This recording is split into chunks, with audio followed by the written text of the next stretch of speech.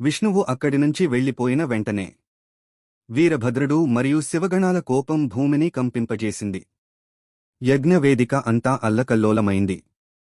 దేవతలు, ఋషులు, యజ్ఞంలో పాల్గొన్న వారందరూ భయంతో వణికిపోయారు. వీరభద్రుడు భృగు మహర్షిని నేలకూల్చి అతని గడ్డం, మీసాలను పీకివేశాడు. పూషణుడి పళ్లను విరగకొట్టాడు.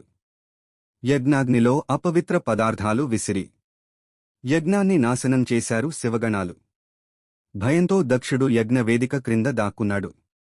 కాని వీరభద్రుడి కోపం నుంచి అతను తప్పించుకోలేకపోయాడు. అతన్ని బయటికి లాగి భీకరంగా మెడను మెలిపెట్టి దక్షుని తలను వేరుచేశాడు. ఆ తలను యజ్ఞాగ్నిలో పడవేశాడు. ఆ దృశ్యం చూసి దేవతలు కూడా పారిపోయారు. చంద్రుడు, గ్రహాలు, నక్షత్రాలు కూడా కంపించిపోయాయి. ఇదంతా తెలిసిన బ్రహ్మదేవుడు దేవతలతో కలిసి కైలాసానికి చేరుకున్నాడు. అక్కడ జటాజూటంతో, అపార తేజస్సుతో మహాదేవుడు ప్రశాంతంగా కూర్చొని ఉన్నాడు.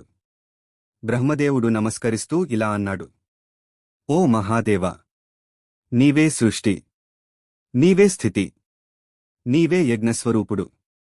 అప్పుడు శివుడు ప్రశాంతంగా పలికాడు: దక్షుని నాశనం నేను చేయలేదు. అతని స్వంత కర్మలే అతన్ని నాశనం చేశాయి. తర్వాత శివుడు యజ్ఞవేదికకు చేరుకున్నాడు. వీరభద్రుడు తలలేని దక్షుని శరీరాన్ని తీసుకొచ్చాడు. కాని అసలు తల యజ్ఞాగ్నిలో కాలిపోయింది. అప్పుడు శివుడు ఒక మేక తలను దక్షుని శరీరానికి అమర్చాడు. శివకృపతో దక్షుడు మళ్లీ జీవించాడు.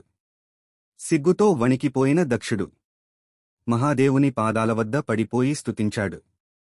అప్పుడు శివుడు గొప్ప ఉపదేశం చేశాడు. కేవలం యజ్ఞాలు, కర్మలు మాత్రమే కాదు, నిజమైన భక్తి, పవిత్రమైన మనస్సు, జ్ఞానం, ఇవే మోక్షానికి మార్గం. ఆ తరువాత దక్షుడు శివధ్యానంలో మునిగిపోయాడు. మహాదేవుడు బాహ్య ఆచారాల కంటే హృదయపూర్వక భక్తినే ఎక్కువగా ప్రేమిస్తాడు. హర, శివ అనే నామస్మరణ కూడా మహాపాపాలను దహించగలదు. ఓం నమః శివాయ. వీడియో నచ్చితే లైక్ చేయండి.